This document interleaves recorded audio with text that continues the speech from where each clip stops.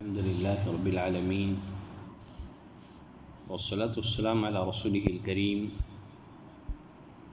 وعلى آله وصحبه أجمعين وأشهد أن لا إله إلا الله وأشهد أن محمدا عبده ورسوله. أعوذ بالله من الشيطان الرجيم من همزه ونفخه ونفثه. ولولا فضل الله عليك ورحمته لحمت طائفة منهم أن يضلوك وما يضلون إلا أنفسهم وما يضرونك من شيء وأنزل الله عليك الكتاب والحكمة وعلمك ما لم تكن تعلم وكان فضل الله عليك عظيما. سورۃ النساء آیت نمبر 113 کی میں نے تلاوت کی ہے. اس آیت کریمہ میں اللہ نے فرمایا وَلَوْلَا فَضْلُ اللَّهِ عَلَيْكَ وَرَحْمَتُهُ لَهَمَّتْ طَائِفَةٌ مِّنْهُمْ أَن يُضِلُّوكَ.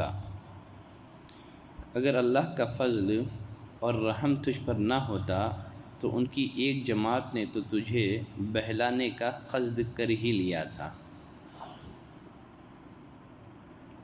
اللہ کا فضل اور اس کی رحمت نبی کریم صلی اللہ علیہ وسلم پر یہ تھی کہ اللہ نے آپ کو اصل صورتحال سے بذریعہ وحی آگاہ کر دیا، مطلع کر دیا.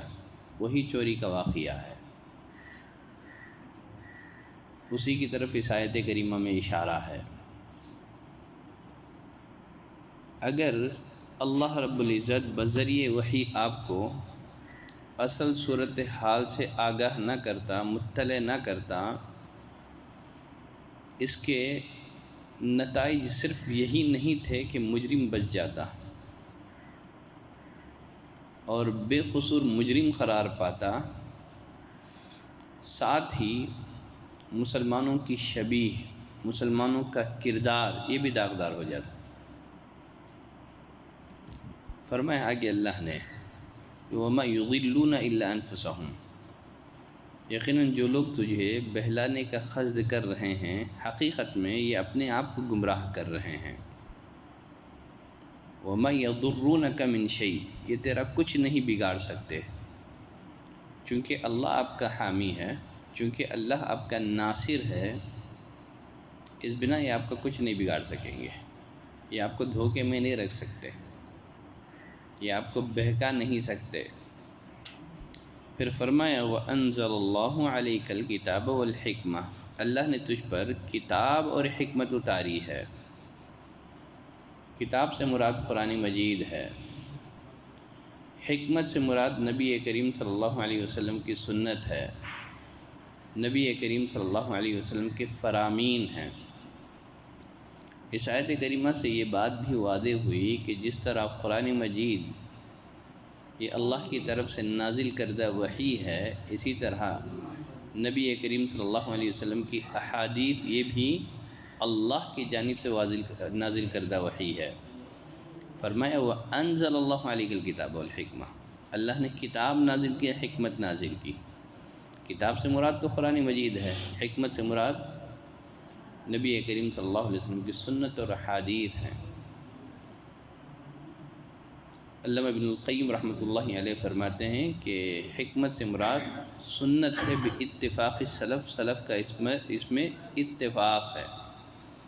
امام الشافعی رحمۃ اللہ علیہ بھی فرماتے ہیں کہ ہم جانتے ہیں کتاب سے مراد قرآن مجید ہے، سوال یہ ہے حکمت سے مراد کیا ہے. پھر وہ معتمد اور بھروسہ مند عالموں کا حوالہ دیتے ہوئے فرماتے ہیں کہ حکمت سے مراد سب کے نزدیک نبی کریم صلی اللہ علیہ وسلم کی سنت اور احادیث ہیں. حسان بن عطیہ رحمۃ اللہ علیہ فرماتے ہیں کان جبریل ینزل علی النبی صلی اللہ علیہ وسلم بالسنہ کما ینزل علیہ بالقرآن. جبریل علیہ السلام جس طرح نبی کریم صلی اللہ علیہ وسلم پر قرآن لے کر کے اترا کرتے تھے، اسی طرح سنت لے کر کے بھی اترا کرتے تھے. دونوں وحی ہیں. فرق بس اتنا ہے کہ قرآن مجید کے الفاظ اور معانی دونوں اللہ کی طرف سے ہیں، اور سنت کے الفاظ تو نبی کریم صلی اللہ علیہ وسلم کے اپنے ہیں، لیکن اس میں جو معنی بیان ہوا ہے وہ اللہ کی طرف سے ہے. فرمایا وَعَلَّمَكَ مَا لَمْ تَكُنْ تَعْلَمْ. اور تجھے وہ سکھایا جسے تو نہیں جانتا تھا. وہ سکھایا، وہ سے مراد کیا ہے؟ کیا اس سے علم غیب کلی مراد ہے؟ نہیں، اکثر مفسرین کی رائے یہی ہے کہ اللہ نے آپ کو امور دین اور احکام شریعت سکھایا۔ بعض لوگ قرآن مجید کی اس آیت کریمہ سے رسول اللہ صلی اللہ علیہ وسلم کے عالم الغیب ہونے پر دلیل پکڑتے ہیں۔ ان کا کہنا ہے کہ آپ صلی اللہ علیہ وسلم عالم الغیب ہیں، کیونکہ اللہ نے فرمایا وَعَلَّمَكَ مَا لَمْ تَكُنْ تَعْلَمْ، اللہ نے تجھے وہ سکھایا جسے تو نہیں جانتا تھا۔ حالانکہ یہی الفاظ سارے انسانوں کے لیے بھی استعمال ہوئے ہیں، جیسے اللہ نے فرمایا وَعَلَّمَ الْإِنسَانَ مَا لَمْ يَعْلَمْ، اللہ نے انسان کو وہ سکھایا جسے وہ نہیں جانتا تھا۔ کیا سارے کے سارے انسان عالم الغیب ہیں؟ کوئی یہ معنی مراد نہیں لے سکتا۔ تو یہاں ما سے مراد علم غیب کلی نہیں ہے، اور خود اسی آیت کریمہ میں اللہ نے فرمایا اگر اللہ کا فضل اور اس کی رحمت نہ ہوتی تو ایک جماعت آپ کو صحیح فیصلے سے بھٹکا دیتی۔ تو اگر آپ کو کلی علم غیب تھا تو پھر کسی بھی طرح ممکن نہ تھا کہ منافق آپ کو صحیح فیصلے سے بھٹکا دیتے۔ خود یہ آیت کریمہ دلالت کر رہی ہے کہ آپ کو علم غیبی کلی نہیں تھا۔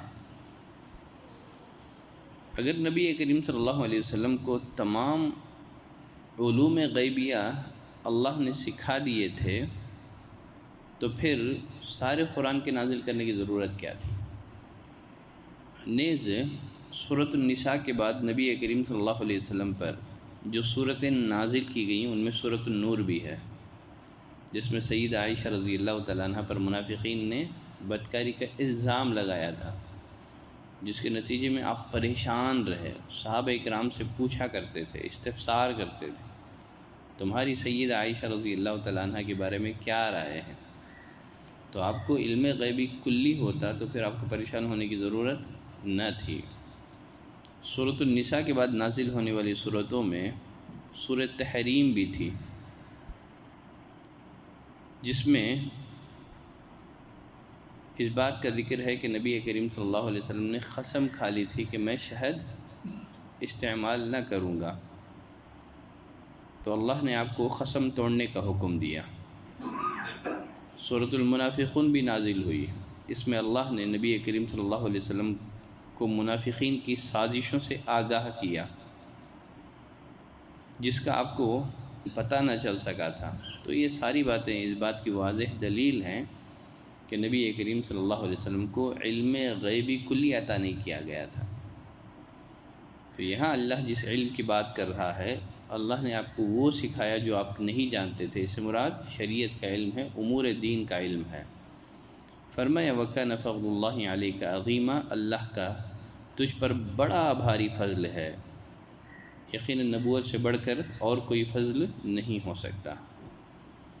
آج کے لیے بس یہی ایک آیت کافی ہے۔ سبحانک اللہم و بحمدک، اشہد ان لا الہ الا انت، استغفرک و اتوب الیک۔